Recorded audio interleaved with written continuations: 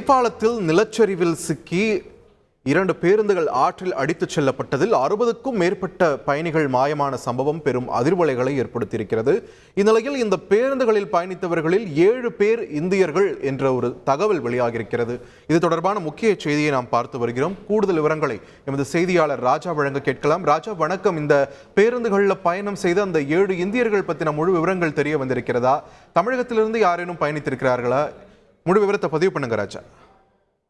வணக்கம். மத்திய நேபாளத்தில் இன்று அதிகாலை 3:30 மணி அளவில் ஏற்பட்ட நிலச்சரிவில் சிக்கி கட்டுப்பாட்டை இழந்து 2 பேருந்துகள் திரிசூலி ஆற்றில் அடித்து செல்லப்பட்டிருக்கிறது. பேருந்துகள் கவிழ்ந்து செல்லப்பட்டிருக்கிறது.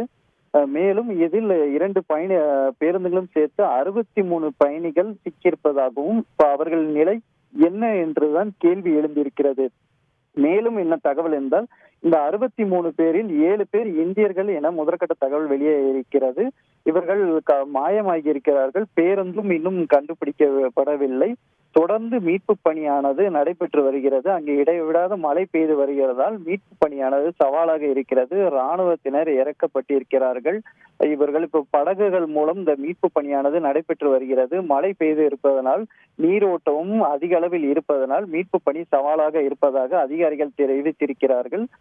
தொடர்ந்து முழு வீச்சில் மீட்பு பணி நடைபெற்று வருவதாகவும் தொடர்ந்து அந்த நாட்டு அரசு இது தொடர்பாக தொடர்ந்து கண்காணிப்பில் இருப்பதாகவும் தெரிவித்திருக்கிறது.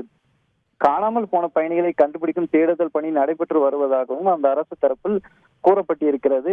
இத்தகைய சூழலில் யார் இந்த 7 பேர் என்பது குறித்தெல்லாம் இன்னும் விவரங்கள் வரவில்லை. மொத்தமாக இந்த பயணிகள் யாரும் நேபாளத்தை சேர்ந்தவர்களா முழுவதும் என்பது குறித்தெல்லாம் எந்த விவரங்கள் இல்லை. அதிகாலைகள் அந்த பேருந்தில் செல்லும் வழியில் நிலச்சரிவு ஏற்பட்டு பேருந்துகள் கவிழ்ந்து இந்த விபத்துக்குள்ளாகி இருக்கிறது. தொடர்ந்து மீட்பு பணி நடைபெற்று வருவதும் இராணுவத்தினர் குவிந்து இந்த மீட்பு பணியை மேற்கொள்வதாக கூறப்பட்டிருக்கிறது.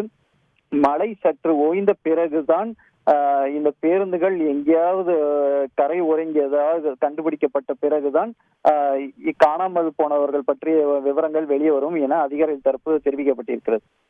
நன்றி ராஜா, உங்களுடைய விரிவான தகவல்களுக்கு. நேபாள நிலச்சரிவில் சிக்கி அடித்துச் செல்லப்பட்ட 2 பேருந்துகளில் 60க்கும் மேற்பட்டோர் உயிரிழந்திருக்கின்றனர். அதில் 7 இந்தியர்களும் அடக்கம் என்ற ஒரு தகவல் வெளியாகியிருக்கிறது. இது சம்பந்தமான முதற்கட்ட தகவல்களை எமது செய்தியாளர் ராஜா வழங்க நாம் கேட்டோம். செய்திகளை உடனுக்குடன் தெரிந்து கொள்ள உடனே சப்ஸ்கிரைப் பண்ணுங்க.